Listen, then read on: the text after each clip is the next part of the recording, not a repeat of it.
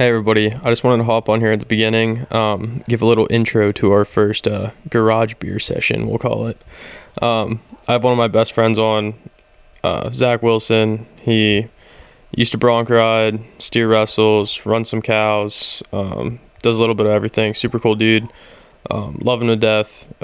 We just went on a crazy road trip to go pick up a colt, stuff like that. So we get into a bunch of different stories, but it's also very much two buddies BSing, just having a good time talking. So with that, I'm sure you guys can imagine we might throw a few more swear words out there than a lot of episodes, so might not be the podcast to throw on in the truck if you got your kids with you or whatnot. But that said, it was super fun. We had a blast. A lot of really cool stories of being on the road, rodeoing, stuff like that. Some stories from some of the other people that have been on the podcast, and just some other mutual friends and stuff. But yeah, I just wanted to throw that out there. A little disclaimer. We laugh a lot on this one. We might throw a few more swear words out than normal. So just figured I'd give everyone a heads up. But without further ado, we'll get into the podcast. 2, 1. Oh, that was nice. That's crisp. That was nice. All right. So we got Zack Wilson on the podcast this week. How you doing? Pretty good. But yeah, so one of my best buddies. But the first time I met you, how many years ago was that now? It wasn't that long ago. 2, 3? I want to say closer to 3. 3? Yeah. Your beard was a lot bigger back Might then. have been 3 or 4. Yeah, my beard probably was. That was probably back when it was pretty wild. Well, so I was helping down at Rocky. We're going to, I think this will be You were still riding broncs. You rode a bronc that night. Okay. So it was 2 years ago then. Okay. Yeah. But we somehow ended up doing a wild pony race in the rodeo. That I didn't know I was going to participate in. I knew I was participating, but I was just supposed to be like the head guy, whatever you want to call it. The mugger. The mugger. Yeah. I was supposed to mug the pony, and our mutual friend Rooster was supposed to ride it because he was the bronc rider. Yeah. And we're walking out to do this deal, and he goes, "You're getting on this thing." I'm like, "What?" He's like, "No, I think you'll be good." He's like, "I think you should do it, not me." I was like, okay." But yeah, do you wanna tell how that went, or should I?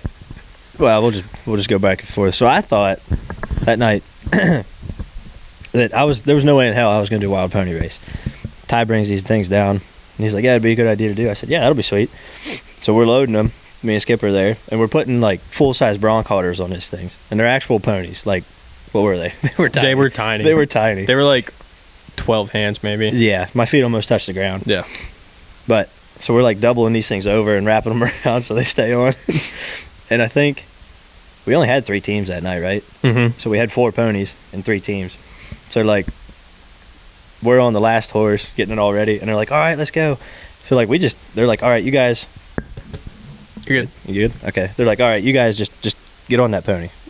So I got chosen to be the guy to ride the horse, and I didn't know it until the race started, pretty much. Everybody just kind of assumed positions. You good? Yeah. All right. And so yeah, I wasn't sure what was going on.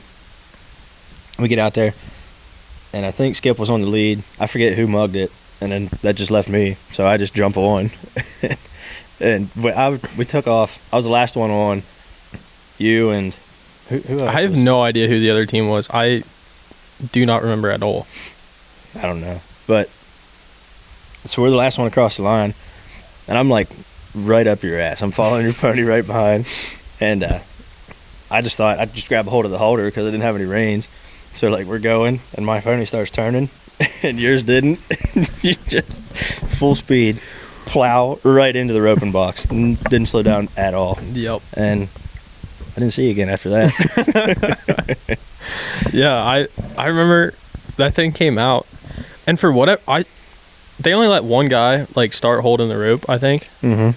And for whatever reason, I guess I was the biggest out of me, Clay, and Rooster. So I had the rope, and those two are just like watching this thing freak out at the end of the rope. I'm like, you need to grab it because I'm supposed to be getting on it. So it like drags me a quarter of the way down the arena before they jump in. And then Rooster yells at me, and I just come like running up, and I'm just like, I hope this thing doesn't double barrel me in the face. I just like dive up over its butt, like Superman out on its back as it like starts to take off.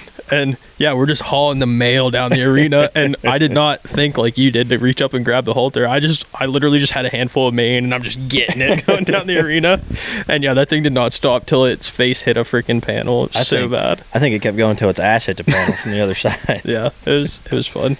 Yeah, it was. And then I'd get up, dust myself off. Somehow I was like perfectly fine. And I just remember watching you just like lap after lap after lap around the arena on this thing. I'm like, I don't like this guy. I'm like, I didn't really know you at all at that point. I was just like, F this guy. That's understandable. But really, I was just waiting for that thing. I figured like it has to stop at some time, at some point. So I just kept riding. It was like fifth lap in. I was like, all right, I'm going to have to jump. The thing was broke by the time you got off.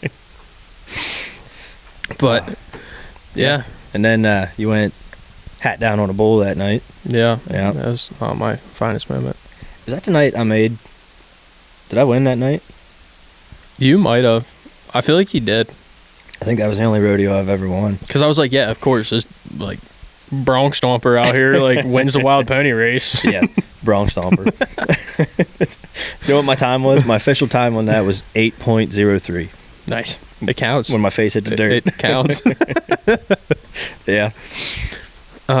But yeah, do we want to go back to the beginning? All right. I'll give you the short version first, and I guess if we need to go farther back, the long version's more fun. Okay. I'm just messing with you. It's fine. Okay. Well, we'll bounce around. So, I was always around horses and things like that. Mom was she rode English. She did a little bit of jumping back in her day, but her big thing was competitive trail. So I was always around horses, and we did stuff like that. And when I was little, all I ever watched was rodeo. So, like, I used to think the objective was to only ride for 8 seconds. like, I don't remember ever doing it. My mom just told me stories about it. So I'd be like, my mom got me my Mini when I was 1 on my first birthday. So I'd stay on for 8 seconds and then just bail. She grabbed me by my hood so many times right before I hit the ground. And then, actually, I remember the first time I got bucked off was the best day of my life. You're like, I am a cowboy. Yeah, for like 5 seconds until I saw everybody laughing at me. But we were at the showgrounds just practicing. Mom put the barrel up for me. I have my little tiny Western saddle and on my Mini. And she's like, go run around the barrel. So we run. It was spring. My horse was feeling a little fresh. And I ran the barrel, and I kicked him. And as soon as I kicked him, he just did one little buck and kicked his feet straight out. And I popped right off the back. And I jumped up. I was like, woo! Yeah, I'm a cowboy. And I saw everybody laughing at me, and I just started crying and ran out of the arena. So that's where it all started. Funny enough, that's how it ended, too.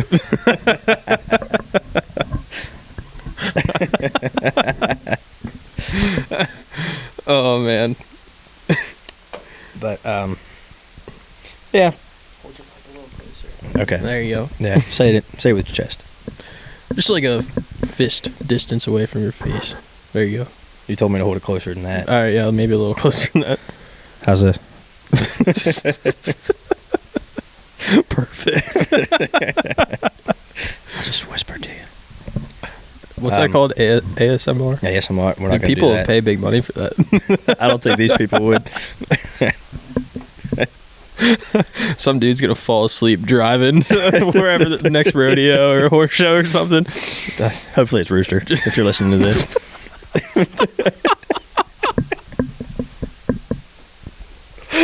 Anyway, I'm just kidding, Rooster. Love you, buddy.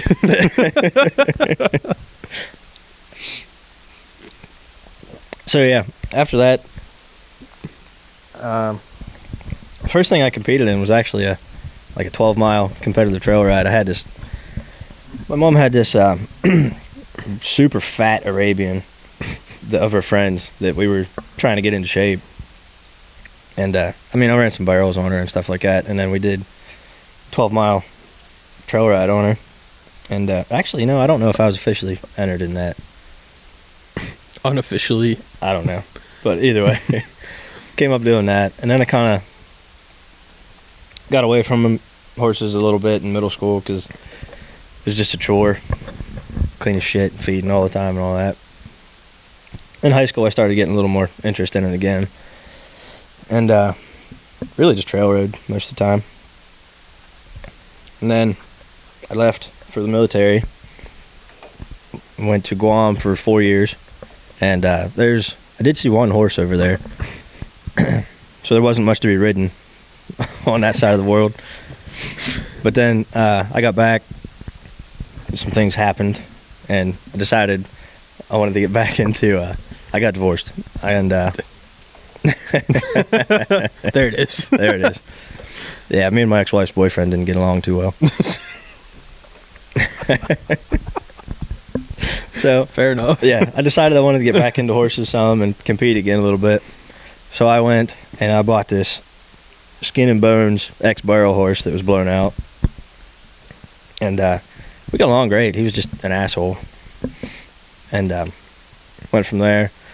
Got hooked up with the guys from Rocky Ridge. I went down to a sorting or something like that. Just asked if they needed help. So I started helping them out with team ropings and stuff like that. And my only job at first was Mike sat me at this pen and he said, once we get between 8 and 10 steers in here, run them down to the other end. That's probably more than Mike's ever said to me. That was the most he's ever talked to me. I need to try to get him on, but I'm nervous. Meh. Just don't let him shave his mustache before. Yeah. Make his voice sound all different. Won't have the filter.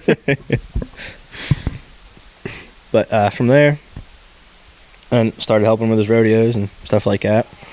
And then, my first year there, Rooster wasn't even there. So it wasn't nearly as big as it is now. We had a couple bulls. I say we. They only had a few bulls. There wasn't a ton of entries on the rodeos. There definitely wasn't the crowd there is showing up now. They've definitely came a long way. And then we did a lot more team ropings though. We had more team ropings than rodeos actually.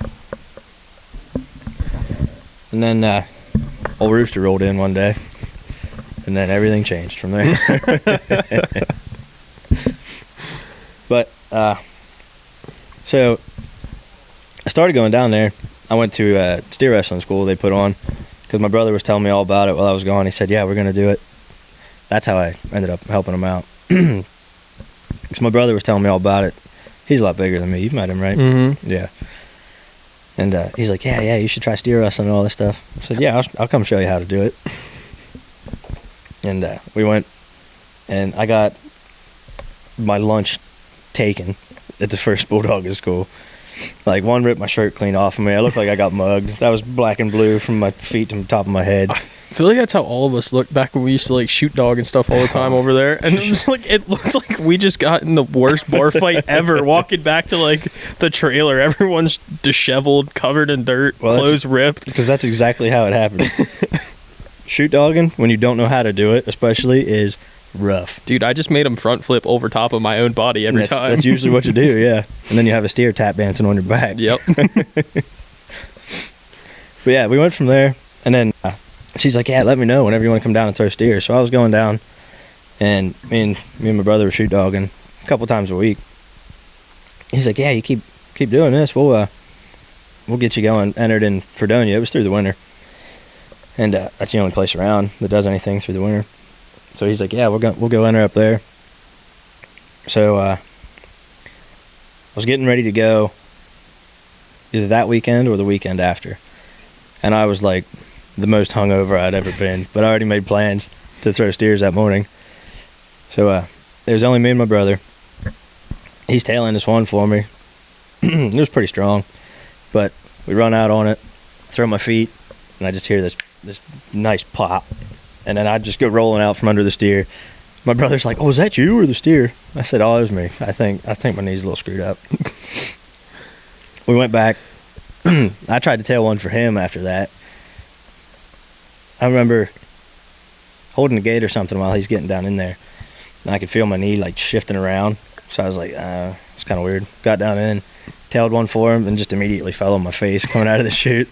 I was like, probably better get this checked. So I tore my ACL. So that put me out for a good year. I got it fixed. And then came back.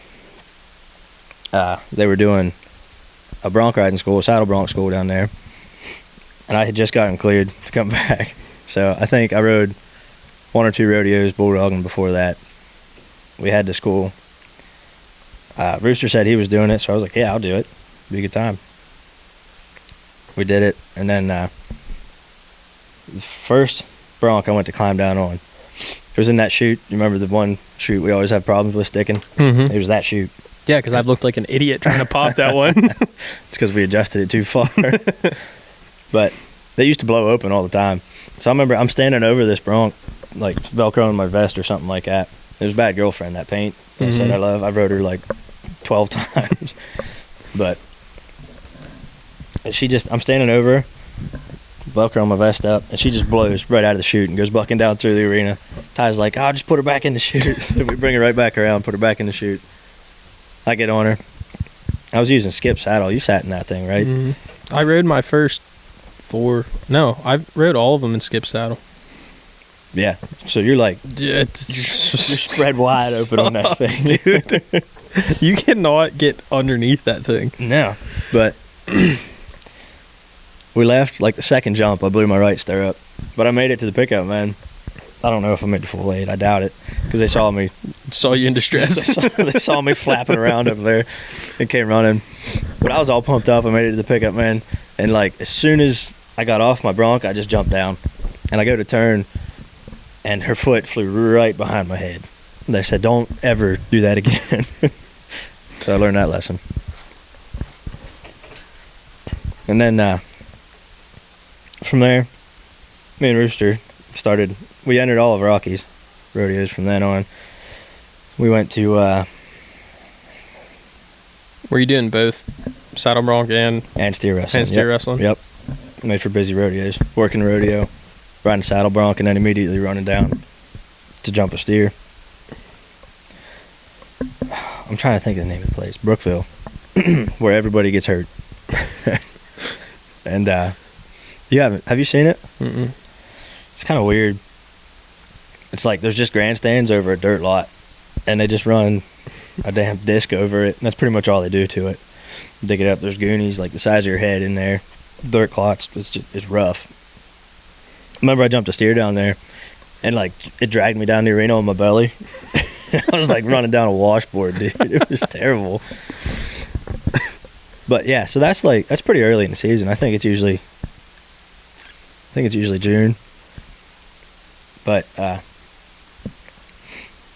it was pretty much just me and Rooster riding broncs back then. Like everywhere we went around here, we were the only 200. So we go.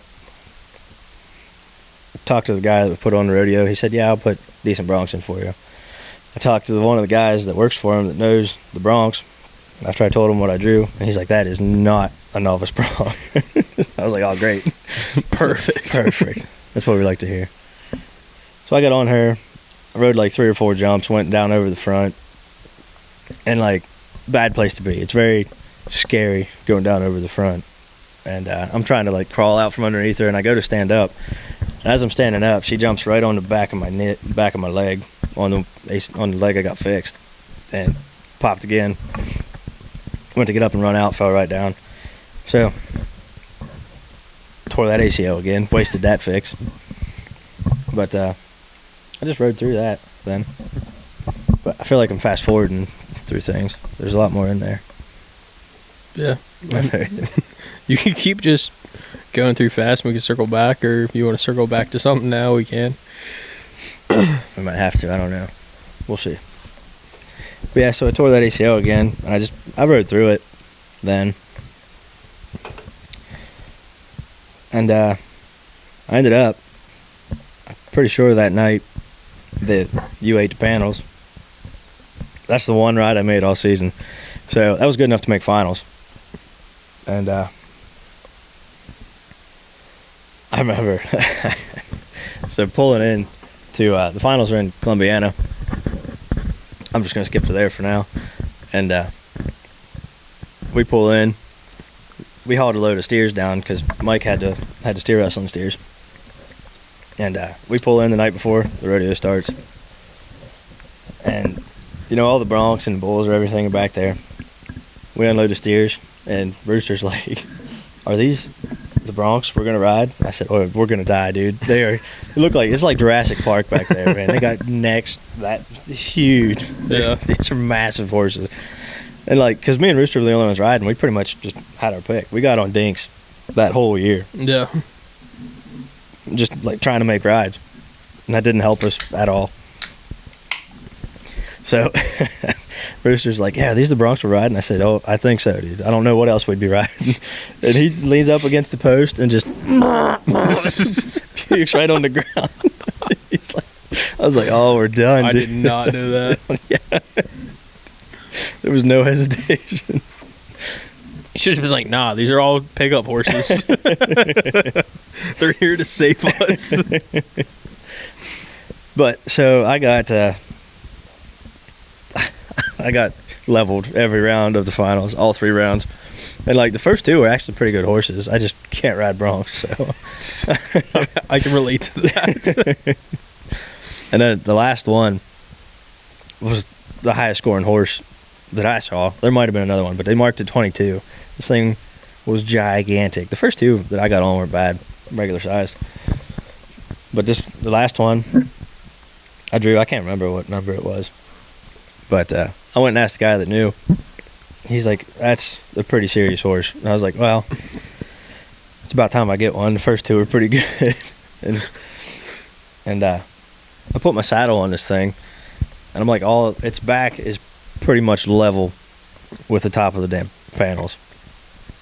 So, put my saddle on it. He's pretty quiet, which makes me more nervous if they're not flinchy or anything like that.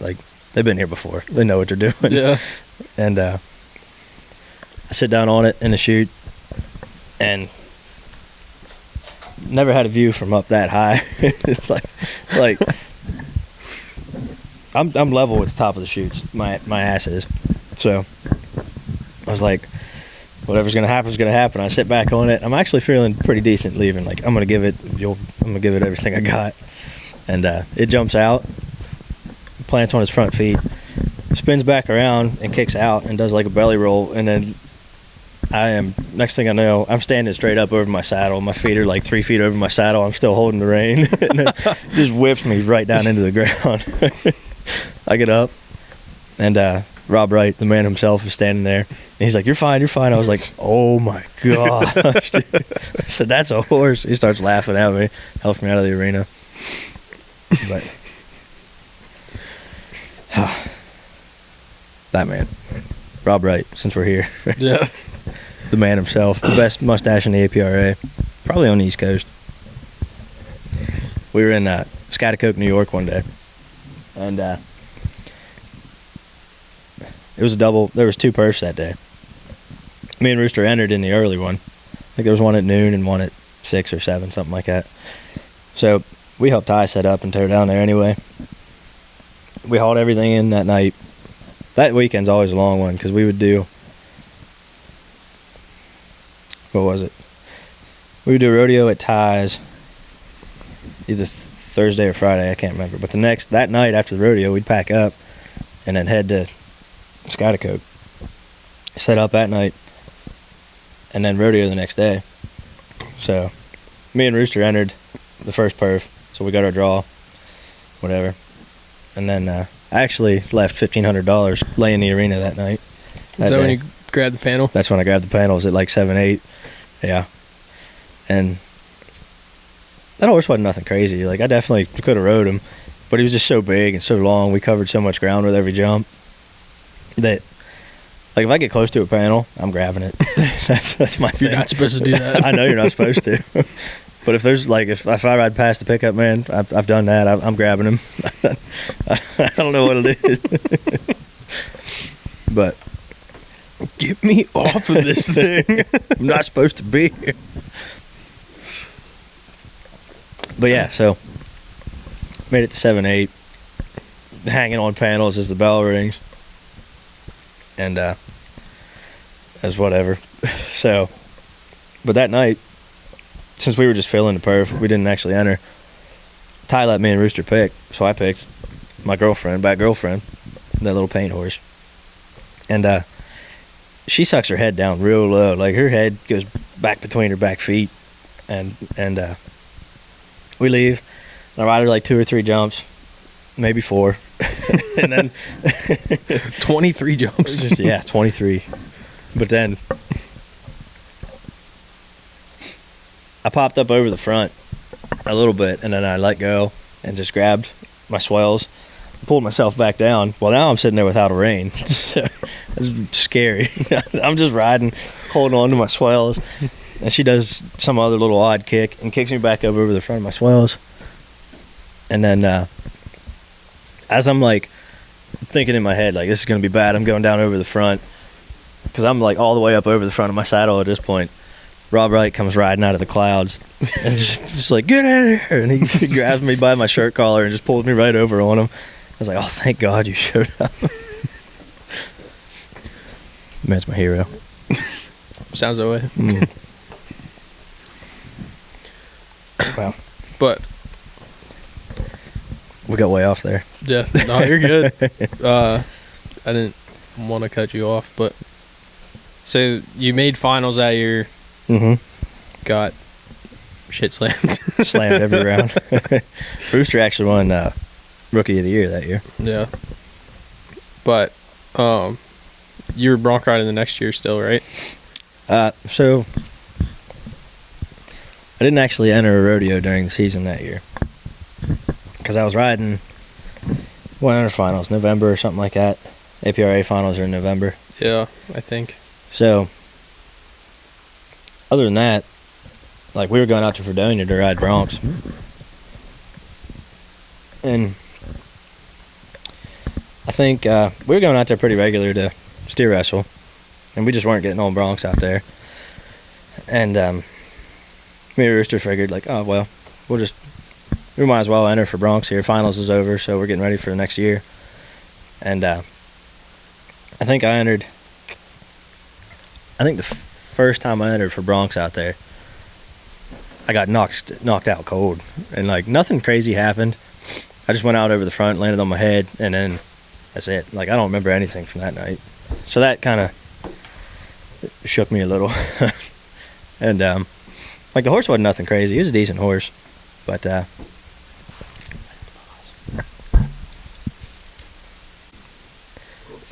right, so we're back after that little break. Very abrupt. Very abrupt. But all right, we're knocked out. Knocked out. Decent horse. Scared you a little bit. Yeah. Okay. So that night, like, that was the first time. I mean, I got knocked out playing like pee-wee football and stuff like that. Knocked out playing pee-wee football. Yeah, I feel like we should dive into that. We'll circle back. I've been concussed, but not. No, that was so. Yeah, I got knocked out once playing pee-wee. I got my bell rung and stuff after that. But like, this is the first time I don't even remember getting to the rodeo, let alone like saddling my horse or talking to anybody or leaving to shoot. Gone, all of it. And like I said, like, I watched the video like 12,000 times on the way to the hospital. and after I came back around, remembered my name and stuff. But like, yeah, nothing crazy happened. Like, I just went down. I have a bad habit of holding my rein all the way to the ground, so I get whipped down a lot harder than I should. I've done that on colts. Yeah. But at least in that case, they don't run away. Yeah. So like, I watched the video, a couple jumps out, I look all right, and then all this, like, I just like slump over forward. There's some controversy that I was unconscious before I hit the ground, which I don't know how I would have been. But like, I didn't put my hands out or anything. I just go down over the front and hit the ground. One of my feet pick up off the ground, like going stiff, like twitching. And then this horse was very close to blowing my nuts off, and I never flinched. Like, his foot landed right between my legs. And, like, I'm still just laying there face down in the dirt for a while, and Nat was there. And Rooster comes running out. Nat comes running out. The horse is still out in the arena. And they said, like, I was unconscious for a good 30, 45 seconds. They said the freaking EMTs just, like, grabbed my head and just cranked me around, flipped me over. And I feel like they're not supposed to do that. No, they're not. Which, yeah, Nat works in the ER. That's not okay. So Yep. she said, like, I set her off immediately. Like, she starts tearing up, and Rooster's like, you need to pull it together because Because I'm going to lose it. if you lose it, I'm going to lose it. But Rooster said, like, yeah, I started opening my eyes, and I'm just, like, pinballing around. So, like, but I got up, walked out of the arena on my own, under my own power, and I guess I do kind of remember this. Like, I remember leaving the arena, and I was like, oh, I'm going to throw up. And I, like, walked almost to the door, and then just, like, turned around and started walking back into the arena. Like, I'm good to go now. I'm fine. And Nat's like, what are you doing? I was like, I don't know. I'm going over here. She's like, I thought you were going to puke. I was like, oh, yeah. I feel like I probably am going to throw up. She's like, well, let's go outside. But, so, Skip and Kate drove us out that night. So, like, obviously we pack up and we leave. No, I think we waited till Skip ran his steer because he was there to bulldog that night. So we leave. I remember a couple flashes of the drive home. It's a 3-hour ride because we're going to the hospital in Huntington. And I remember at least 5 times that I asked to watch my video again. And every time it was like, did I make my ride? No. Oh, man. Can I see the video? Yeah, here you go. Again. Did it look cool at least? No, it didn't look cool. And then, but Nat just told me for some reason, she's like, you got to make sure you shower when we get home. I was like, oh, no. Did I shit myself? She's like, no, you didn't shit yourself. And I was just complaining I was hungry the whole time. So we went through Wendy's, didn't touch a single bite of my food. I think I just I wanted to sleep so bad. And she wasn't letting me go to sleep for some reason. We get to the hospital. And, you know, obviously, like, I'm not a confrontational person. I'm not going to say, like, if my food's messed up, I'm not going to say anything about it. I'm just going to eat it and then never go back. This is why you have to that. Exactly. She does my talking. Yeah. But I remember. That makes it sound bad. Wow. If there's a fight needs started, Nat starts it for me. Fair. But, like, I remember went in the ER and, like, they had me back in the curtain section. I'm starting to remember more at this point. I'm back there in my hospital gown, my cowboy hat on, and we're sitting there, and they wheel in this lady. I don't know what was wrong with her, but it sounded like she was getting, trying to keep it PG. She sounded like she was having a nice time over there. Like, she was moaning like crazy. And this sweet old nurse comes in, and she's like, hey, can we do anything for you? Like, I was like, yeah, you can turn these bright ass lights off. And who thought it was a good idea to put this screaming chick next to the kid with concussion? And she's like, oh my God, I'm so sorry. And that's like, I don't know, like, he's never like this. I'm sorry. But so yeah, I mean, I was out of it for a couple of days, but nothing serious came of that. And so I didn't get back on for a couple months. Then we went to a practice pen up at Ty's. And it went pretty good. Ty had a new batch of broncs. We tried out a bunch of new ones. I think me and Rooster each got on 4 or 5 times, something like that. And, like, I don't know. I just wasn't. Nat was pregnant at the time. So it just, actually, I don't know if she was by then. I'm pretty sure she was. Like, all I could think about is, like, next time it's going to happen and I'm just going to be a vegetable. Like, and I always said, if all you're worried about is getting hurt, then you probably shouldn't be getting on because you're going to get hurt. So, but then Rocky Rodeos rolled around, and I always talk so much shit on people that turn out the day of the rodeo. because I hate that. And I was entered for broncs that day, and they were about to load my bronc, and I just like it was in my head so bad. So I was just like, don't load them. I got to turn out. And then I haven't entered for broncs again since then, which I still get the itch for it, but at this point, like, for what? I wasn't very good to begin with. So, like, why lose the money and take the risk, especially now that I have my daughter? It's just, I still steer wrestle, though. Yeah. So, that scratches the itch for me. The big man sport. Yeah. All 160 pounds of me. I was going to say, for anyone listening, because we don't have video, Zach is not exactly, I mean, I don't know that I want to fight you, but also, you're not a big man. I wouldn't call myself a big man. Yeah. Not in the way that steer wrestlers typically are. No. But I think I love when they say, all right, now time for the big man event. It's you and Rooster? It's me and Rooster. Rooster's a damn beanpole. It's always, like, most bulldoggers now, here at least, I can't think of a big one. There's really not. No. I think height-wise, Rooster's definitely the biggest. Oh, yeah. But he's like 6'7". Not a single... He's not that tall, but It might as well be. Might as well be. But yeah, I don't think a single one of us really have a gut. Nope. Not the way you would picture bulldoggers. But it's steer wrestling on the East Coast. What do you expect? What do you mean, dude? East Coast is where all the real cowboys are. Cowboys. But, so, I guess that kind of brings us up to modern times, radio-wise. Yeah. That stuff. Yeah. I haven't made the finals steer wrestling yet. I've made Bull Ride Mania finals. I haven't made the APRA finals. It's going to happen. Huh? It's going to happen. Maybe. We'll see. It's going to happen. You caught every steer you jumped at Rocky last year. At Rocky, I didn't miss one last year. You keep that up. If I can do that across the board, If you do that across the board, it'd be hard not to make finals. No, it comes down to, like, I mean, I can't put the miles on that everybody else can. Yeah. Like, the guys I'm competing against can hit 4 or 5 rodeos a week if they want to. 45 rodeos in a week. 45 rodeos a week. I don't know how many a day that is, but it's a lot. Just don't stop.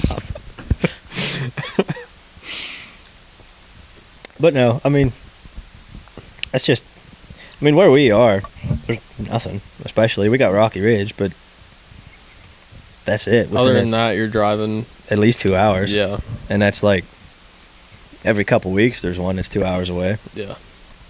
So it's just the hand we're dealt. Yep. But do you want to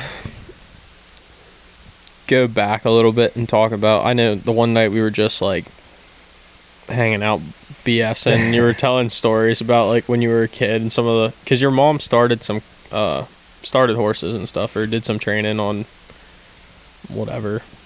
You want to about that crazy paint? Dude, I don't care. Just, that's a good if you got a good one, just talk about it. Yeah, I mean, I didn't pay much attention to it back then, but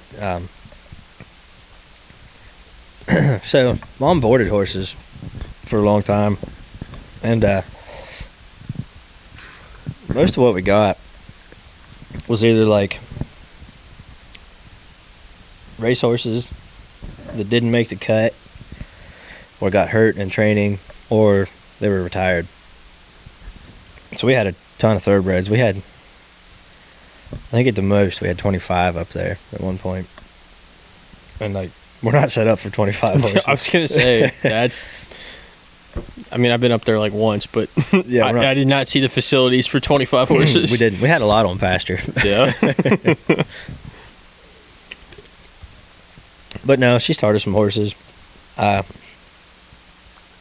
She had a stud for a while. She bred him a couple times, so she started some babies here and there too. But she would take in some horses and train them. And the one day, the story you're talking about, I remember I was young. I don't remember how old I was.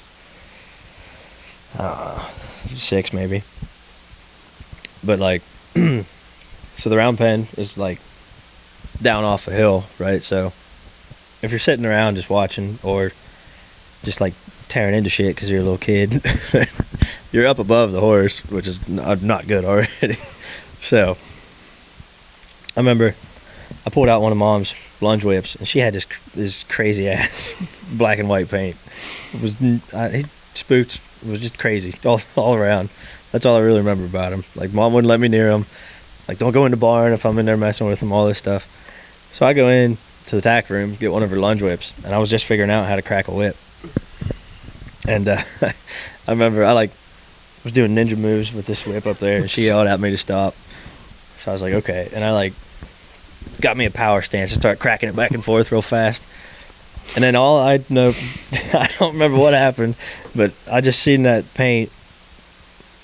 I don't remember. I don't think it was on the lunge line, but I just see this paint come flying up through the yard, tore out a cemented in post out of the round pen, blew out the whole side of it. It was, at that time, it was like four boards high on the side and cemented in post all the way around. And I wasn't allowed to touch whips for a while after that. Banned. Banned. You should have just argued, Mom, I'm trying to help. I'm getting them broke. I got to get used to kids cracking whips. I didn't have the sense to do it back then. But I forget what I blamed that one on. yeah. Something ridiculous. Any other good stories that come to mind? Oh, It doesn't have to be from back then. It could be rodeo stories or... I rode with Rooster, so there's a lot of good stories. I feel like you got enough good stories of like trying to help us start riding broncs and stuff, and it's just like, hey, hello. Okay. Yeah, we'll go that route. So I remember, I'm going to talk about Clay for a minute. He was already on here. Everybody knows who he is. So he was wanting to ride bulls when me and Rooster were riding broncs. And I remember the first time I actually talked to him, I think I met him, ran into him a few times at the rodeos, but it was kind of like, I'm not the kind of person just to come up to you and talk to you and make friends immediately. So I saw you guys around a few times, and then eventually we started talking. But I remember Clay came to a sorting, and me and him were sitting on the fence and just talking, and I remember thinking, like, man, this kid's a douche. I'm pretty sure we talked about it on his podcast, but I was like, dude, when I first met you, I was like, fuck this kid. That's exactly what I thought too. But he's like, he's came a long way. We'll say that. I've told him this, so whatever. Oh yeah, he knows. Oh, he I knows. mean, he's my brother now, but yeah, he's changed a lot. He's changed. He's came a long way. But I remember, like, I think he hadn't even been on anything at that point. And he's like, yeah, I just want to ride bulls. Like, I wrestled, so I'm really good with body control and all that. I was like, whatever, dude, get out of here. I was like, but what I actually said was like, yeah, man, you just go for it. And then I think did he start at the bull school? Do you remember? I don't remember. I can't.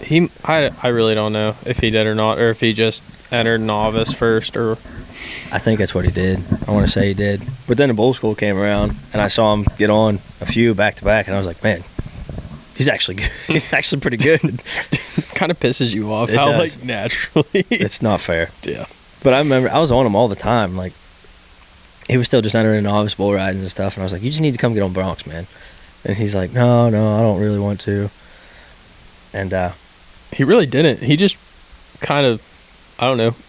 He talked about it on the podcast with me that he was like, well, I wasn't going to let you go alone, but if I was going to go up there, I might as well, like, get on broncs while I'm up there. yeah.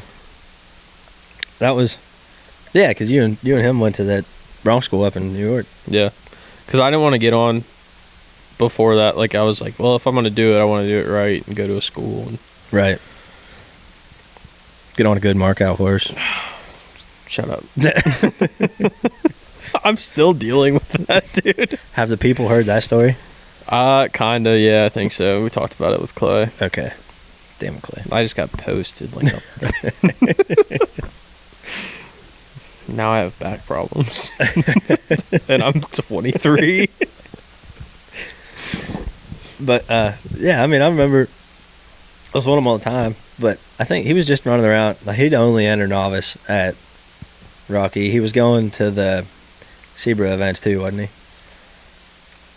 I don't know that he was. He might have. I don't remember. I thought he was going out. He tagged along with me out to a Zebra event or two. Okay, because I remember him talking about going to him. Because he came with me when I got on my first bull. Okay, yeah. And just got catapulted. But he talked to Michael a lot, who was also on. But Michael, he used to ride a lot of Zebra stuff. Now he's in the PBR. Okay, yeah, maybe he was going out there with him or something. But yeah, when he started riding, I know he talked to Michael a lot and sent him like all his videos and stuff. Yeah. I remember him talking about that. And I remember going out to, going out, he was an old bull rider. And he has a bucking machine out there. And I remember going out there a lot. No, not a lot. Like twice maybe. But he was still practicing for bulls back then. I was still getting all geared up for my second year of bronc riding. But I remember he got in my saddle out there on the machine. He was doing it. And we're like, yeah, dude, you just might as well do it. So then he went up to the school. And now he's down in Texas showing him how it's done. Yeah. I mean, he just sent us a video tonight. He looked really good. Really good. Once that horse actually got out of the chute, that thing was ugly leaving. But once he got out there, he went to him. Still better than a PA bronc. Yeah. Wow. I couldn't ride one like that, no matter where it was. Nope.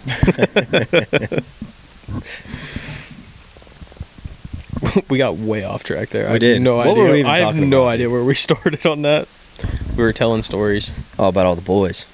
Yeah. About you kind of helping us get in the Bronx. Yeah. So I turned into like the retired guy. Actually, you know what I want to talk about? Sure. I don't know, but go for it. This is kind of involved with that. So it was early in me and Rooster's bronc riding career. You know, we started together and we traveled together. But I remember there was this one, it was a younger one that Ty had, and it didn't like to leave the chute. So, like, they opened the gate once, they swung it, didn't leave, closed it again. I probably shouldn't have said his name, but he's like, next time, he gave me the handheld, and he's like, hit that horse in the neck next time. He's like, it's going to leave this time. And Rooster's on top of the bronc, and he's like, do not shock this horse. I was like, I'm going to shock his horse. Go ahead. I'm holding it right up to his neck, and as soon as Rooster nods, he's like, don't do it. And he nods, and I just right in the neck. That horse left like a ball of fire, and Rooster's just hanging on the back of the chute. He's like, why would you do that? It was fun riding with him, but like, he had us all convinced we were going to die before we got on a horse. I think that wasn't the night, but were you there the night he got knocked out cold, like cracked like a whip into the dirt? Nope. So this horse was can't remember what it was branded, but it would leave one jump and then like shoot into the stratosphere, just all four, just straight up into the air. Is that the one I got on in the ranch bronc? No, we can talk about that later. It did it more than one jump. What do you mean? Dude, that thing got it every jump. As far as you know, anyway. For 8 seconds. Don't worry, we'll get into that. It's fine. So this thing leaves, shoots up into the air. Rooster comes off. As it's like, it hits the ground and goes back up for the second, and Rooster comes off as it's going back up. And his foot got hung. And I never seen it happen before. But he's like, stretched Rooster out. As tall as he is, stretched him out and like whipped his head off the ground. Like, there's a picture of it somewhere, but Rooster stretched completely out, upside down, and his horse is up in the air. And just cracked the back of his head right off the ground.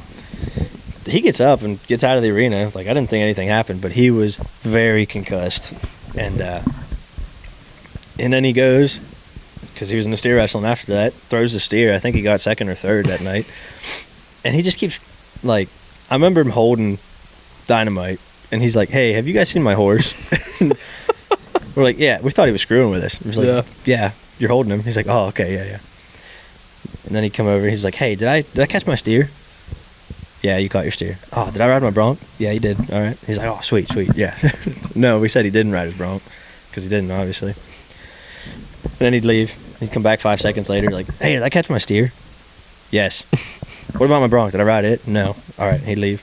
Then he'd come back again and ask the same thing, then he'd leave again. Then he's sitting on Dynamite. He comes back. He's like, hey, have you guys seen my horse? It's like, stop. Why are you being like this, dude? But then he starts, like, getting sick and stuff, and, like, we knew he wasn't faking at that point. Yeah. But I remember the bullfighter, which he's a really good dude. And Rooster asked him the same question 16,000 times and just, like, kept following around asking him. And he's like, man, I like you, but, like, I'm going to punch you in the face if you don't stop asking me that. He's like, oh, okay. But, all right, more stories from the road. Should we talk about you? I don't care. I think we should. There's not that many. We'll tell the one you were just talking about. Fair. Do you want me to intro it, or do you want to tell it? Well, it's your story. You're the one that brought it up. I guess I kind of brought it up. No, you brought it up. So, I was messing around with rodeo, I guess, a little bit. I had my 2 bulls under my belt and the wild pony race. Yep. And I think you guys were starting to get on me then about, like, hey, you should ride broncs. Mm-hmm. And I was like, I don't know. Like, kind of that, at least use the argument of, like, I want to go to a school first. I don't just want to enter. But I don't know that I was actually doing any real colt starting then or not. I must have been doing a little bit, but not like I am now. But anyway, Rooster was like, hey, we're going up to New York, and they're having ranch bronc. He's like, you should get on a ranch bronc. I was like, he's like, I'm going up, Clay's going up, like, Zach's going up, like, Zach and I are getting on broncs, Clay's getting on a bull, like, come up, get on a ranch bronc. I was like, all right, yeah. So this was really it was after a party. We partied at you guys partied hard. We that partied night. so hard the night before. So hard the night before. And we had to leave at, like, a stupid time in the morning. We left at, like, 5 in the morning. The sun was barely up. I remember Clay made it driving like an hour. He didn't sleep that night. That's another story in itself. I don't think any of you did. No, I did. I don't know if Rooster did. But we were in Clay's truck. You guys drove separate. Yep. Clay made it like an hour and was like, I'm done. I think Rooster powered through and drove us the rest of the way up there. I remember meeting you guys at Sheets, and all of you were red-eyed and we were not okay. All disheveled. We were not okay. You were obviously not okay. I do not recommend anyone doing what we did. No, we walked into Sheets, and Rooster's still going strong. Like, I don't think that kid just can't die. No. But you could tell. You guys were partying the night before. I was like, you guys know we have a 6.5 hour drive ahead of us, right? Yeah. Rooster's like, yeah, we'll be fine. And you and Clay are just like, just dragging around Sheets. We're like grabbing Pedialyte and Red Bulls. Like, need all the help we can get. There was a Penn State game that day too, though. So yeah. That Sheets was packed. Yep. But anyway. But yeah, so anyway, we get up there and I have, like, no idea what's going on. like always. Like all my rodeo experience, I'm just like a lost dog. And I don't know, Rooster's really good at hyping you up. Mm-hmm. I feel like, and I'm just like, yeah, I'll be good. I'll be good. He's a good hype man. And I don't know, we looked at the draw or whatever, find out what horse I have.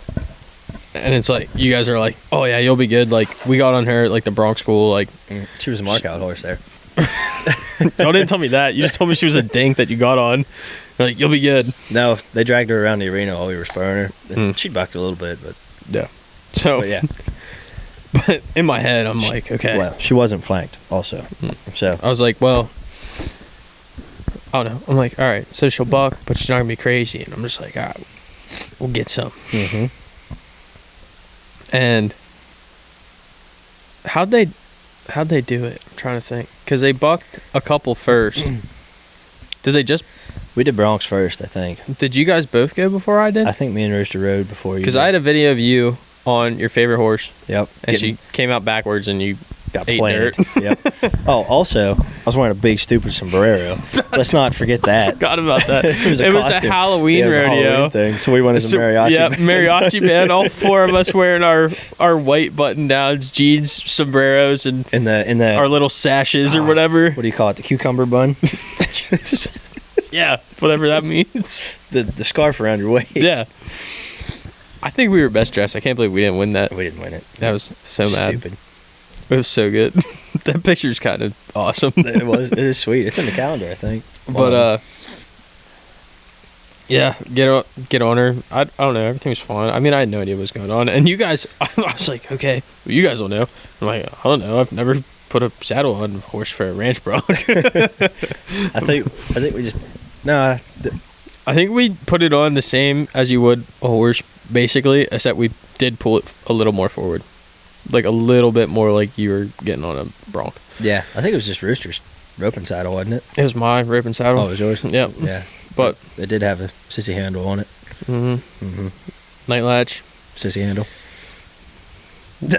I mean, now honestly, I'd probably rather just have the horn now, but whatever. I'd rather have that handle than the damn lasso like guys tie on there. Oh no, I rather grab the horn or have a night latch and grab rope.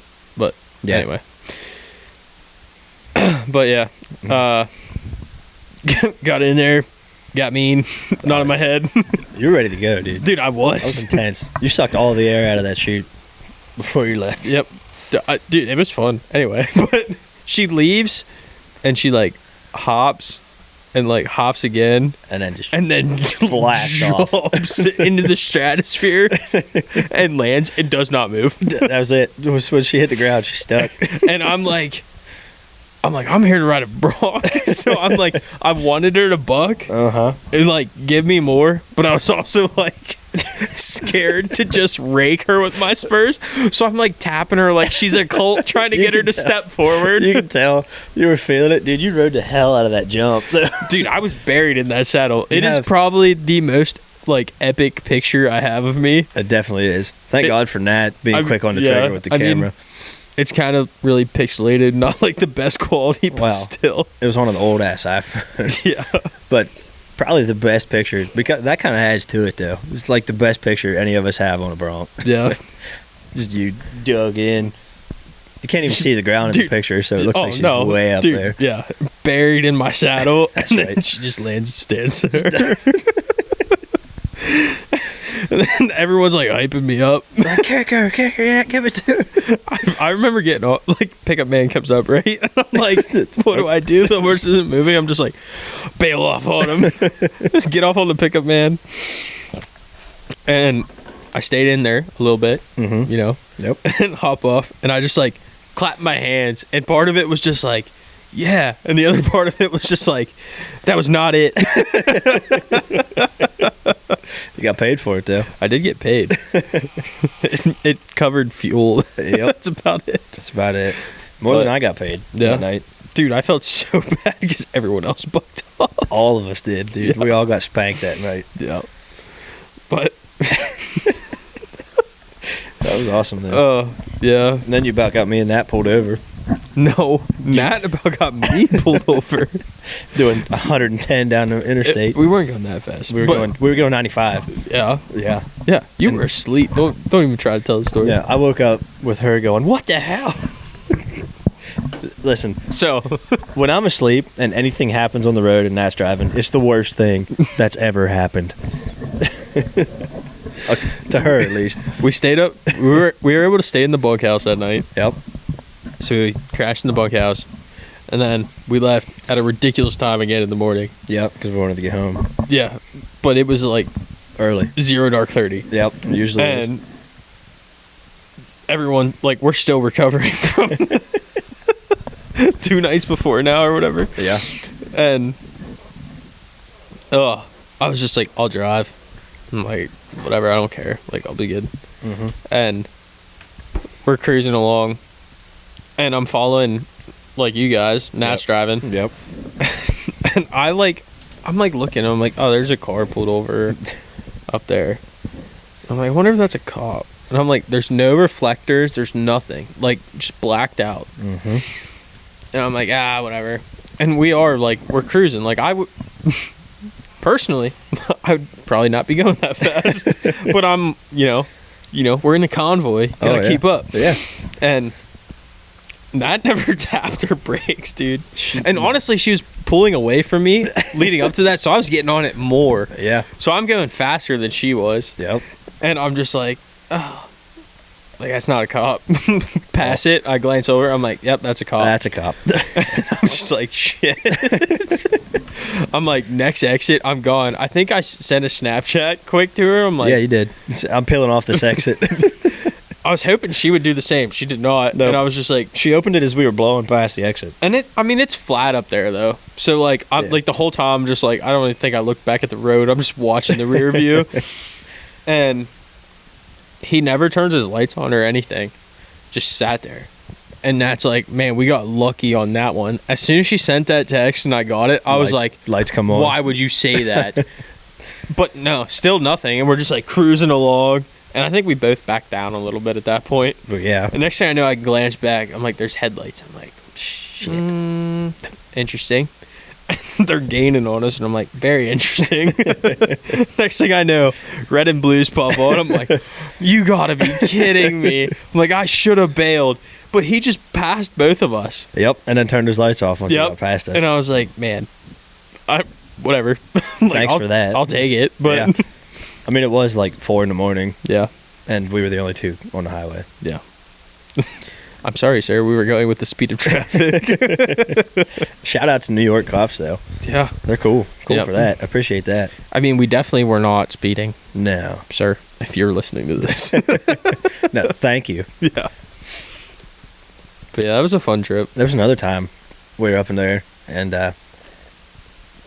right as we pulled out of this truck stop, all of Mike's trailer lights shut off. So, like, I think Mike was hauling some steers or something down. I don't know. I don't remember. He was hauling something back. And as soon as he pulls out, gets on the road, all his lights on his trailer shut off. And, like, we're about to pull out with the Rooster's rig. And a cop passed Mike as soon as his trailer, like he pulls out, they shut off, cop comes down and, like, pulls into us. And, like, I'm assuming you two are together. We're like, yeah. He's like, well, just let him know his lights just shut off. I don't want to pull him over. It's like, oh, you guys are pretty cool up here. Dude, I love cool cops. Yeah, me too. My Upstate. luck, they're typically not. Unless you're listening to this, then you're pretty cool. Yeah, you're pretty cool. Never pull me over. But, yeah. What else we got? Oh, we talk about Hummel riding broncs. The best that never was. Dude, That kid could just I stick feel like to he's him. got stupid natural ability. Everyone's like, you need to ride broncs. I'm like, why is no one jumping Hummel for this? Because he's not around for us to jump. I hope he's listening to this. I don't think he is. Probably not. But We'll force him to listen to it next got- waterfowl season. Be like, if you want to hunt with us, you're going to listen to it. Even though I'm just going to get pissed at you for no reason. one time. Yeah, it was just one time. But no, he's been on, 6 broncs and made all of them almost 8. I don't know if he ever made a full 8, but he was definitely over halfway on everything he's got on. Yeah. The one, he came on to run with us. Like 4th of July weekend, we always make a run. We hit 4 rodeos. We start in Broad Albin, New York, which is on like the Vermont line. And then we hit one halfway through upstate New York, and then go down like across Erie and then down into Ohio. It's just a string of like really cool rodeos. Everybody puts fireworks off, and there's American flags everywhere. So we always go to Lisbon, Ohio is where we go for the last one. That's where we always finish up. And he's got like really good rough stock. So we thought Hummel into coming with us. And I think he only got on broncs at the last one. Yeah, he got on in Lisbon. I think it's just because they had room for him in the perf. Like, he was just going and asking. He never actually entered any of them. But, so, he goes. We asked Taff if he has room for him. He's like, yeah, man, we got room. So, he gets one. It's a good little bronc. But he gets all bared down. And Hummel, like, his brain shuts off when he's behind the chutes. Like, that anthem starts playing, and he's already got his saddle tied on and everything. Well, I got a saddle tied on and everything. And, like, I got to keep reminding him, just like, you got to breathe, dude. And he's like, thanks, man. and He's turning purple. Yeah. Take a breath. He's sitting there. He Like, shifts to manual breathing. yeah, it definitely is not automatic anymore. But, so, I got a saddle tied on and everything. And he's about to go. So I'm like, all right, hey, get your head in the game. We're about to go. And he's like, all right, yeah, man, all right. And sits down on his bronc, gets up under his swells.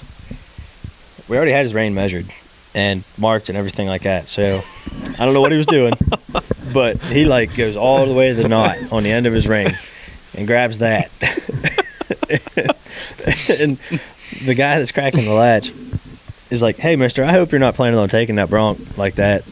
And I was like, Hummel, what the hell are you doing? And he's sitting with his hand way up over his head, like leaning Completely backwards. stretched out. Completely stretched backwards. I was like, no, dude. And I take his hand, put him down. He's like, oh, okay, thanks, man. And he nods and he goes. His horse leaves backwards, and he still rode it almost to 8. But that kid, He's something. he's something. He needs to come around more again. He does. But take a little break here if you don't mind. Yep. And we're back. We're back. There it is. All right, so we're talking about all the guys, road trips and all that. I want to get back to we never really said like how I actually became friends with you besides watching you face plant into panels. My specialty. So actually, past that, after that, we didn't really talk. Maybe in passing here and there. But then I was pretty good buddies with Clay by then because he was always around. And he's like, hey, he was talking about, it was actually the duck season opener. And he's like, yeah, I'm going duck hunting with Isaac. And I was like, you're going duck hunting? And he's like, yeah. And he's like, why, you want to go? I said, hell yeah, I want to go. Because we're in Pennsylvania, obviously. I've never duck hunted, but I always wanted to. And so we went, and then we became friends in the duck blind. You bet. That's right. We like to do things where nobody else does it. Rodeo in Pennsylvania. Duck hunt in Pennsylvania. There's just enough guys to make it really annoying.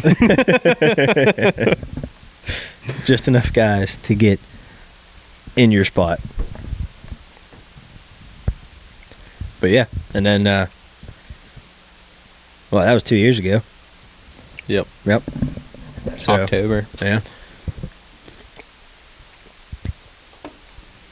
So then we pretty much hunted like every weekend together that whole season, and then just got coached through that. And then,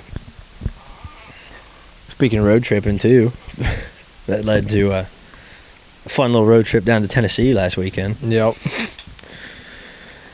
Yeah, so Why'd we go down there? I might have bought a pony. Like an actual pony. Because they don't have ponies in Pennsylvania. Nope. So we had to go all the way to Tennessee. Yep. Yeah, I actually put a video together about it a little bit. Not sure what'll come out first, that or this, but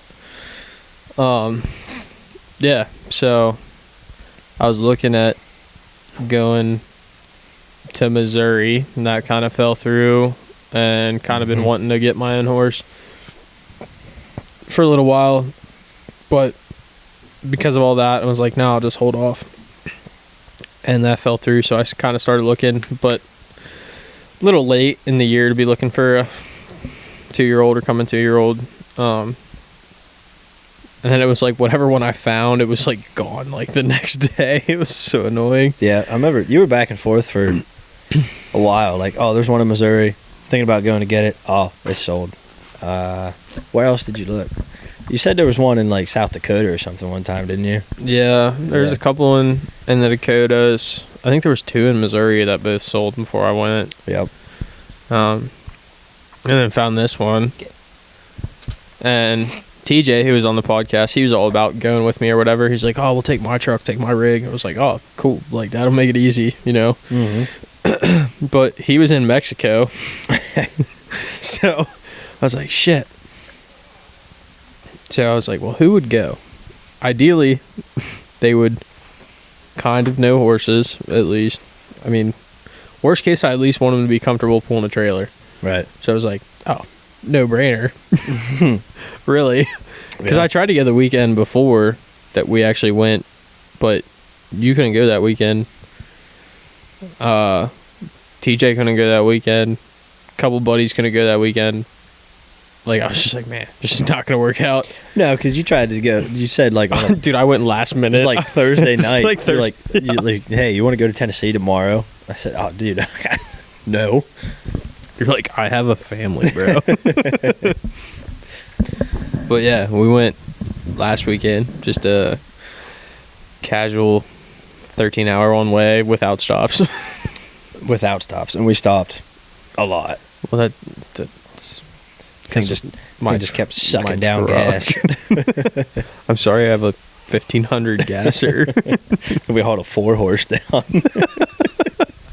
Hey, she pulled it. She did pull it. She did good. It was worse coming back because I think going north, the uphill angle made it worse. Yeah. Oh, the way we went down, it was like all flat, and then the way we came back, we had to deal with some mountains. Dude, I didn't know there was mountains like there is in Maryland. You don't either because you were asleep over them. Yeah, the one time I slept the whole road trip. I think we were on the road for what, 29 hours Or something like that. with all the stops. No, we left. Well, we left here like 4:30. We left my house, and then went west for some reason. Because we had to get a trailer. We left here, had an 1.5-hour drive, stopped at my parents' house, ate dinner, then went, hooked up to the trailer, and we left at like 7:30. Put her in the wind. And I don't remember what time we got there. We met them at like 8:30 at the barn, but we stopped and got breakfast. That was awesome. It was sweet. It was That best. town was so freaking cool, dude. It was so cool. That was so cool. Everyone was like, everyone knew everybody. We walked in, they're like, who are these guys? These people are not from here. But they were cool. Who are these freaking hippies that just walked in this place? I don't know if I'd call us hippies. We kind of look like we belong there to an extent. They just didn't know who we were. Yeah, except for the fact that we weren't over 65. Yeah, and we also didn't talk with a draw. Yeah.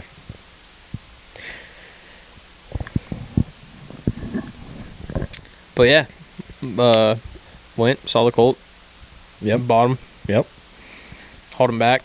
Stopped at Buc-ee's. They were having a car show. It was an absolute zoo. I was like, I haven't been to Buc-ee's since I was like 7, dude. And I was like, core memory was going to Buc-ee's in Texas. That was my first experience at a Buc-ee's. That's why we had to stop, dude. And it was an absolute zoo. It was a horrible decision. It was actually pretty cool. I got a box of fudge. Yeah, the sandwiches were good. That was a very good chicken sandwich. It was very good. We there was some family that asked to see the horses. Yeah, you pulled some guy's pork. I mean, got a pulled pork sandwich. Yep. No, it was good. 13 hours straight of divorced dad rock. Yeah, the whole way down. That's all we listened to. I had no idea I knew that many songs. Me either, dude. I listened to. I'm like a, I don't know, casual. I dabble. Divorced dad. Yeah, I dabble in divorced dad rock. And we just jammed out to it for 13 hours. The whole way down. Actually, the front half of it, I say, we were in pretty good spirits going down the whole way. I slept for like 2 hours on the way down. You Yep. didn't sleep a wink. Yeah. I think I drove. You took one shift on the way there. I took one shift. I drove for like, which was not your choice. That one was just tank. me just being like, no. yeah, but then I was dozing off though. so I felt I like thought so. I was felt- like, dude, I can drive. I felt like a bitch. Like I got some sleep, and I'm You have on, a kid, dude. You need to get sleep whenever you can. I'm just like cracked out on endorphins because I'm going to look at a horse and way overloaded on caffeine. He's a cool little horse though. He seems is cool. like it. He seems really smart. He does seem that way. He's just like, he sticks. Like, he wants to be, I don't know. He's like, I don't know how to move my feet yet. And then when you get him to move his feet, he gets a little offended. But then Yeah. after that, he's like, oh, okay. That makes so much sense. I'm That's- like, it's like, that's all you dude, wanted, man? it's really simple, I promise. But I think he's going to be cool because, like, every time I work him, he's like, oh, yeah, I got that. Like, we did that yesterday. Yeah, I'm good. Well, see, that's good. You're not restarting every ride. Yeah. Not ride, but every session. Yeah, the big thing right now is he needs to grow because he's, like, 13, too. Yeah. And I'm, like, 190 pounds. So. I wouldn't sit on him yet. Yep. But, yeah, it's been really interesting because there's 2 Mustangs at the farm right now. Mm-hmm. And he's just, like, so different than they are.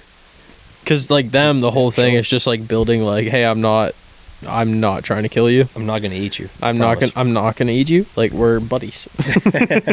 And he's already like, you're my buddy. And he's a little bit too much like, we're really good buddies. He's like, I'm gonna like chew on your foot. So it's just kind of building that, like, he has that baby brain. Like, if you've been around like weanlings or whatever, or yearlings, like, that's how he acts still. And I'm just like, dude, you're not a toddler anymore. Well, he did a lot of growing up. Yeah. I mean, But- he went from only ever being halter broke and being out in the pasture with all the other little turds to Yep. hauling for 13 hours. And now And he has being to do put stuff. to work a little bit. Now yeah. he has to do stuff. Yeah, but no, he's been good. I think he's going to turn out really good. So Well, that's good. Probably a good one to start with. yeah, Yeah. yep, he seems pretty sound-minded. But I do really appreciate you tagging along for that. 'Cause I don't know, like, how many friends you have, you know, that are like, you're like, hey man, hear me out. Next weekend, you want to just like casually drive for like 30 hours? Yep. Like, yeah, I'll go. I'm down. I'm down Which for anything, I feel like dude. that says something that I did have like a couple buddies that are like, yeah, like, let me know. But Oh, yeah. You're lucky to have one that'll do it, let alone a few. yeah, It's like, we are lucky for that. The circle we have, like, I could text, like, you, Clay, if he was still here, Rooster, any of them. yeah, Rooster would be like, yeah, I'll drive the whole way. We'll take my rig. I won't sleep at all. yeah. Bro, that's closer than Texas. Yeah, this is the same kid. It's like on a Tuesday night, sending me snaps from Texas. Like, yeah, just haul down here, hauling back in the morning. Shit's wild. It is crazy. But yeah, I even had like Joey, who I want to get on the podcast. He was one of the ones that the week before, he's like, hey, like, I already had plans, but like, let me know. Mm-hmm. He's like, I'll go. Yeah. And he really doesn't have any he has really no horse background at all, but like, No. he hauls the boat and stuff all the time. So like, I'm not worried about him pulling a rig really. He can drive a trailer. Yeah, but he's like one of those guys that's like, I can call him and he'd probably be like, do I need a shovel? You know what I mean? Another stud. Yep. Just got into bullfighting, what, last year? Yeah, last year, And dude. is already a stud. Dude, so like, he is definitely gonna be on the podcast at some point. But Wait, like, heck, did you hear that? no, was that Spud? Spud horking up feathers that are still in here floating around. We got the dog out here now. But anyway, But yeah, And I'm sure I'll tell this story again with Joe on the podcast, but I remember being on the school bus, dude. Like, I've known Joe since, I think we might have been in the same kindergarten class, but my, like, first, like, big time being like, hey, like, this kid's, like, one of my buddies was, like, 4th grade. Mm-hmm. But we rode the same school bus. And at some point along the road, we were just, like, talking about whatever, and we started talking about, like, rodeo. And he was like, dude, I would never get on a bull. He's like, screw all of that. He's like, but I would fight. He's like, I'd bullfight. No, screw all of that. Right? That's how I am. I'm like, dude, I'd much rather, like, get on a bull. Or, Yeah. like, ride broncs. Or I'm like, at that point, like, I mean, I was riding horses, whatever, through elementary school, like, riding English and stuff. And I'm like, the, like, horseback events to me, I was like, okay. And I'm like, I might get on, like, a bull or something.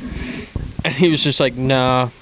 He's like, but I'd bullfight. And I think it's just like, it's so crazy and hilarious now that he's like, he started He's bullfighting. But just from knowing him, dude, it fits him so well. Yeah. He's an adrenaline junkie to the Mhm. max. And like a stud athlete for like no reason. And I don't know, it just fits him so well. Like, I'm pumped for him, dude. And he's, like, in my opinion, for like getting into it last year, he's gone so far already. It's like crazy to me. Oh, he definitely has. That, I mean, he's got all Rockies rodeos this year. Yeah, I've seen him make some crazy saves. Yeah. That, like, kid does not care. He will jump in there. Oh, yeah. But I mean, that's what you want. So I don't know. It's really cool. Anyway. I feel like we've mentioned enough and haven't actually plugged it. Rocky Ridge Rodeo, McVaytown. If you haven't been there, get there. First rodeo is, I don't remember. They got that like mini rodeo in April. There's a jackpot on April 25th. Yeah. I know that. I don't know what the rest of the schedule is either. Oh, man. Not very good at making plugs. This is my first time. That's what he said. Why do you got to say he, dude? That's what she said. Is that better? I try to say that every time. You know what It's I mean? your first time every It's time? my first time every time. Feels like the very first time. Are you still trying to find there? You gonna give up? No, I'm going to find it. You're gonna find it. I'm going to find it. We need my editing's not very good, or I'd like punch the Jeopardy song in here. Hang on. Stay with me. It's coming. I promise. Right. He's gonna find it. The power of Facebook, How'd you know? because that's where I would go if I was looking for it. Dude. Side note, if everyone's listening to this, you can search Rocky Ridge Rodeo on Facebook and you will find their account, and they post all of their stuff. They have a bull school happening April 12th, I believe. It's probably too late to get in, but maybe not. If you listen to this, you probably call the number on there and potentially get in if you want to get on bulls. Right about that. And then, right after that, steer wrestling clinic. If you want to be a steer wrestler, come out and hang with the big dogs. Big dogs like You myself. That is May 3rd and 4th. So, if you're even interested remotely in trying it, try it. I highly recommend it. It's a lot of fun. Especially if you don't like your ACLs.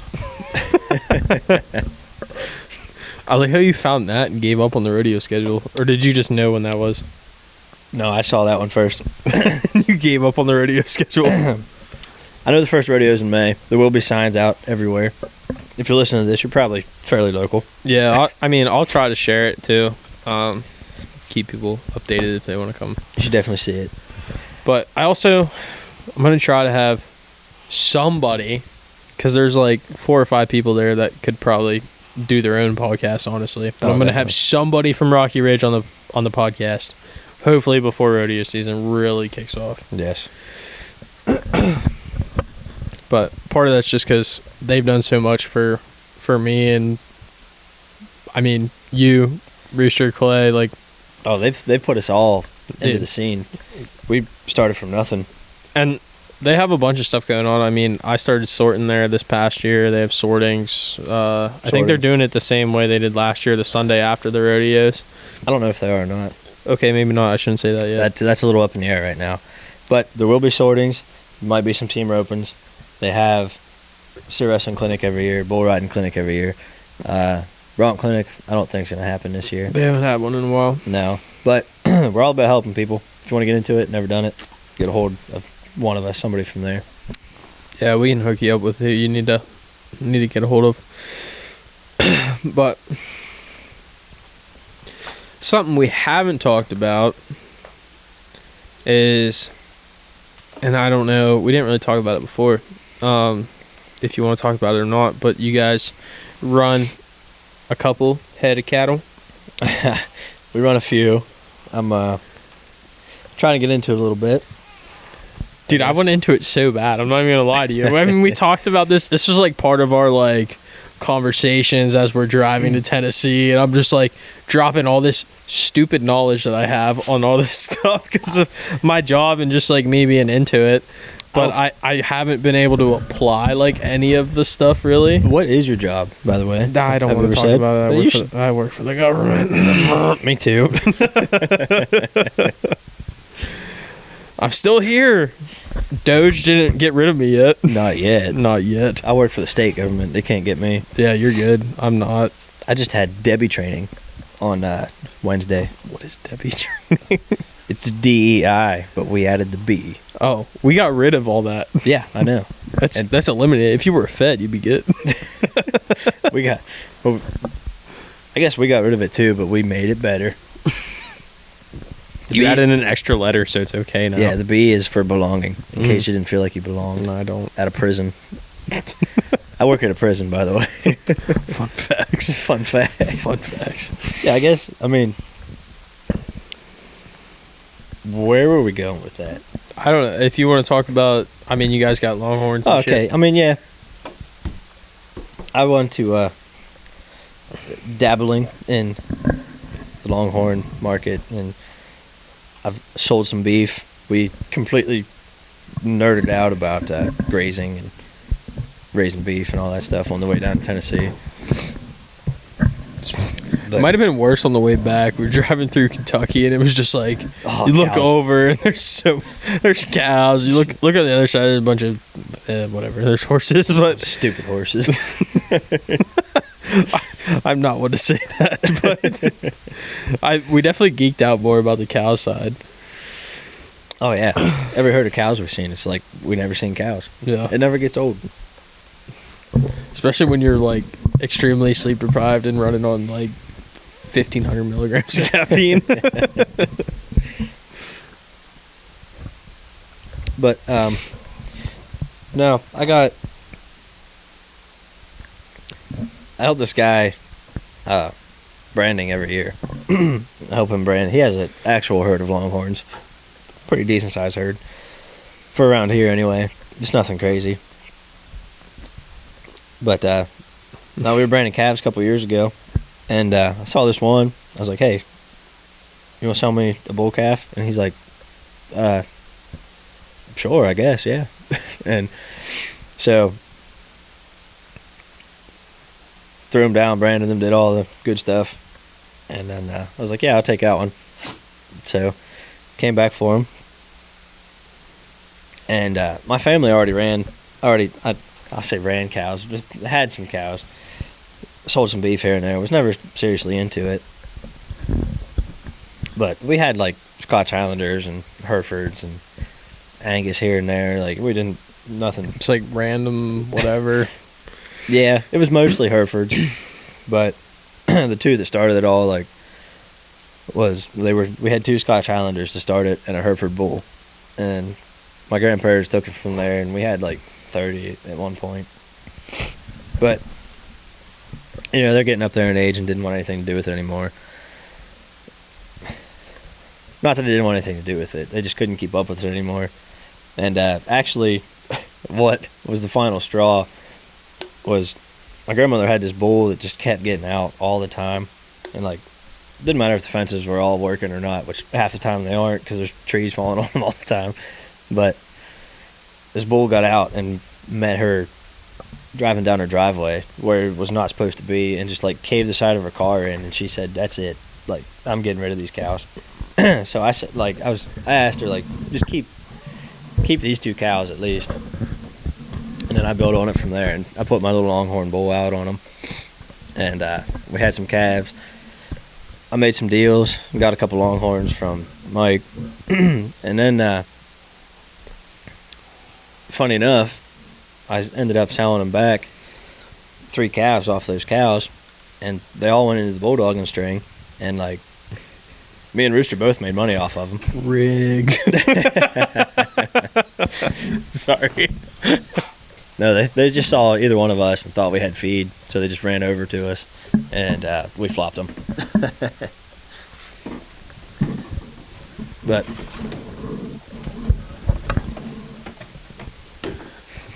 get you a fresh Michelob. Dead air. Oh, what is this?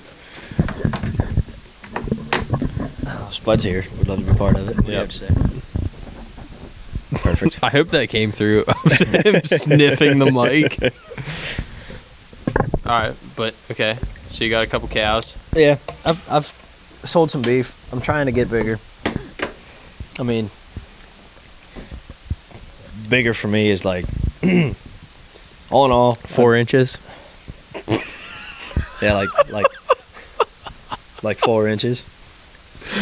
We're gonna have to limit this to adults. Sorry. No, I'd be happy running 50. That's my end goal.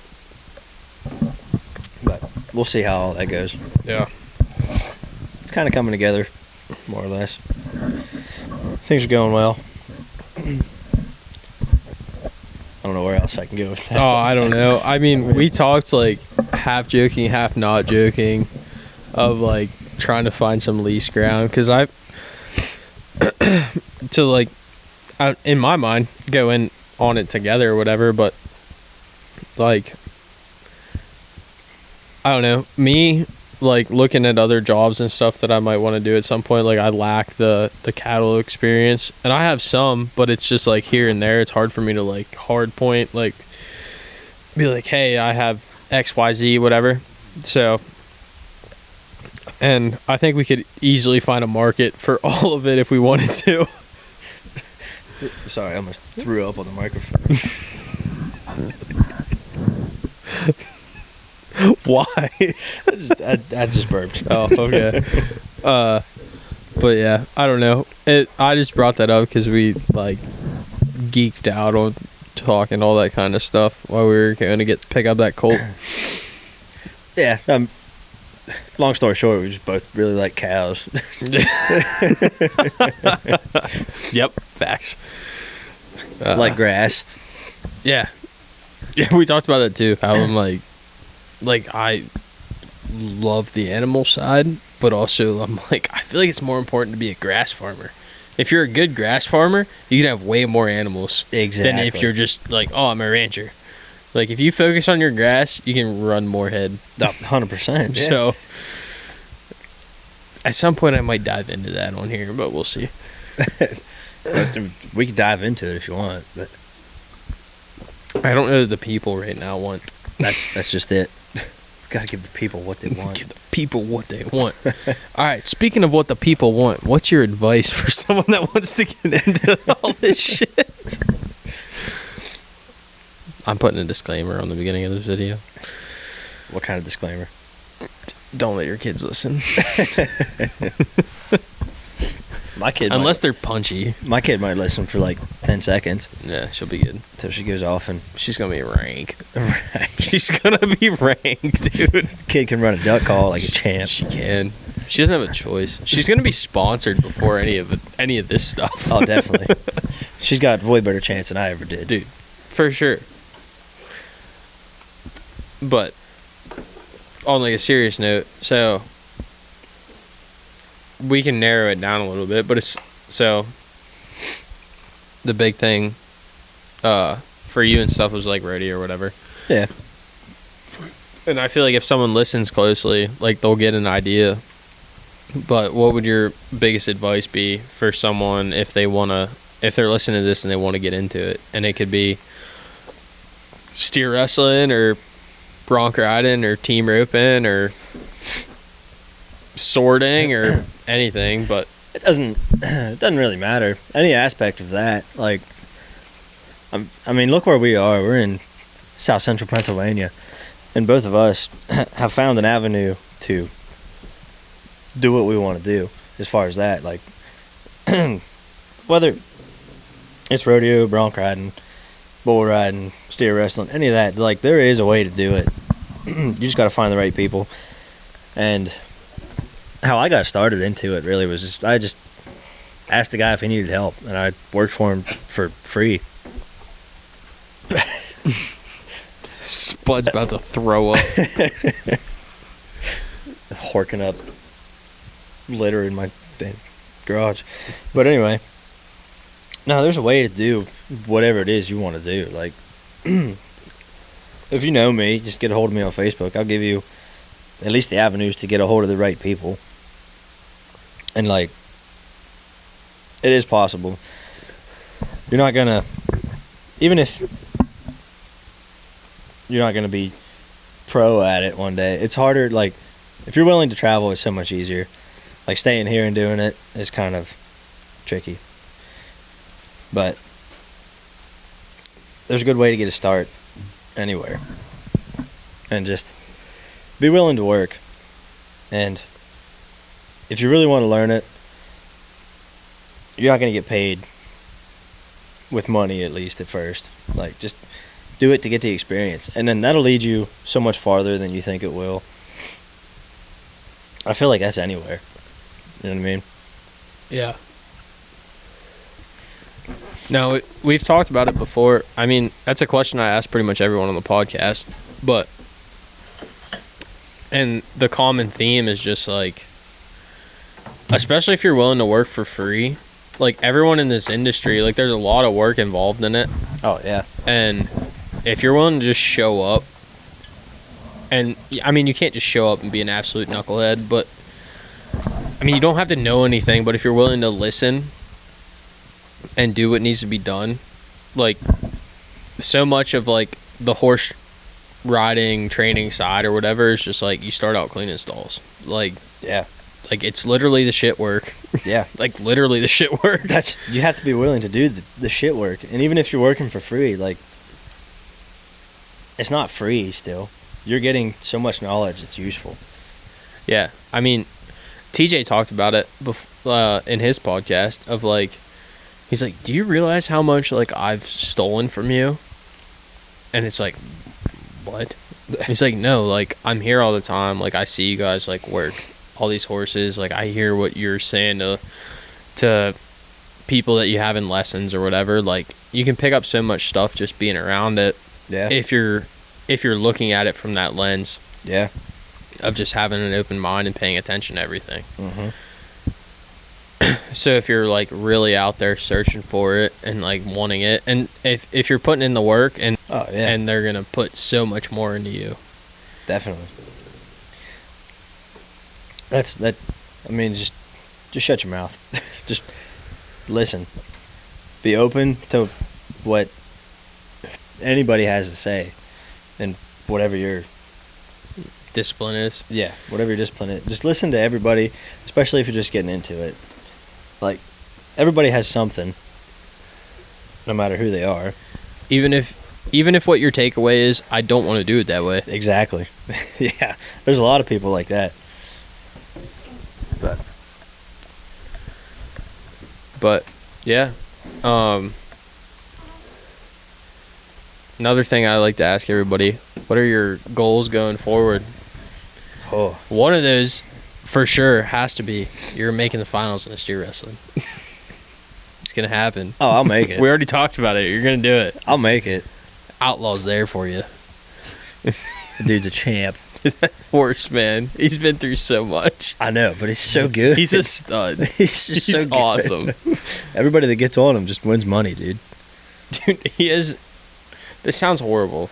And if Richard listens to this, he might be mad. But that horse has no reason being in the sorting pen. I won money on him like every time. Yeah. At least damn near every time I took him in the sorting pen. So for the people, Outlaw is our buddy Rooster's horse that all of us just ride, and he's just awesome. He was just, I think Rooster just used him for a trail horse, and he used him for like a trick for years. Trick horse kind of. He had all kind of, like he could bow and lay down, and roll him over, do all kind of stuff. Crack whips on him, shoot guns off him. Yeah, and then once Rooster lost his main bulldogging horse, like Outlaw was the man. And then I remember one night at practice, Rooster's like, "Yeah, let's just see if we can jump off of him." So I got on him. I was the first one to jump off of him. I got on him and just put him in a box. Sat fine. Nodded my head. Steer left. We left. I jumped off of him, and it was like, wow, don't make a bulldogging horse after all. So like, we've both been running off him lately, and Rooster's about to go to BRM finals this weekend, I think. Actually, yeah. What? I think it's time for another piece. And we're back, and we paused at a really bad time, and neither one of us can remember what we were talking about, other than we were talking about Outlaw. We were talking about your goals going forward. Okay, goals going forward. I'm a family man now, you know? So, I haven't said it through the podcast, but I have a beautiful wife and a beautiful daughter that's now a year and 4 months old, which is kind of why, kind of at the point right now, like, I'm going to have to reel it back for a little bit with the rodeo scene. Like, we kind of decided this year, at least, I'm probably only going to do stuff that's fairly local. Like, definitely Rocky rodeos and, like, maybe a couple outside of that. But just not in the cards to travel 6 hours for rodeos this year. But I think in the grand scheme of things, that'll help me to maybe next year or the year after actually be able to hit it hard again. Like, got a lot of projects on the house we need to get done, and just like I have to be there. My wife works night shift as an ER nurse, so shout out to all the ER nurses out there. Thank you for what you do. Breadwinning. She is the breadwinner. But yeah, that's where I'm at. I want to keep helping. Rocky Ridge has brought rodeo, at least at the local level. They brought it so far from where it was even 4 years ago, 5 years ago when I started helping them. Dude, it's grown so much even since I first started coming there. Yeah. I really like the direction it's going right now. I think everywhere that I've been on the East Coast, at least, it's getting popular again. Everybody's getting back into it. Mike's told me many stories, which Mike is Mike Smith that runs Rocky Ridge Rodeo. And he's told me when he was young getting into it, there was like 100, 110 guys entered in just local bull ridings. And we're not even close to that yet, but hopefully we can get back to that at some point. Yeah. Be better for everybody. Which there's a lot more people now getting more interested in horses and want to see what it's all about, and rodeoing especially. The Yellowstone effect. I wasn't gonna say that. I mean, I think it's true though. I mean, you listen to really any podcast that touches on this industry, and they all talk about it. Yeah. Like, it's hard to argue. It's very hard to argue. But it's cool to say that you were into it before Yellowstone was a thing. It's very cool. But no, even if you weren't into it before Yellowstone was a thing, like, go after it if that's what you're into, or you're even interested in it. Do it. For sure. Yeah, if you're curious about it, like, it's a hell of a life. Yeah. That's for sure. You're gonna get hurt. It's part of it. Just be tough about it. Move on. Be a yeah boy. Yeah, boy. That's spelled with an I, folks. You bet. Yeah, boy. But yeah. You got anything else? Anything we missed? Yeah, there's stuff we missed. Dude, but I know there it's is. just it is what it is for now. Yeah. No, that's fair. We could talk about all kinds of stuff. We already did. Mm-hmm. Sure, people are probably like, what am I listening to at this point? But no, if that's it. I normally have people plug social media or whatever. I know you're not super active on it, so I figured you probably don't even want to, but I don't have much. I share stuff for Rocky Ridge. I'll see you there on rodeo nights. Yep. He's on Facebook if you can find him. If you can He find me. might add you back. I might. Probably 3 to 4 business days at least. Yeah. 34 business days is a while, so be patient with him.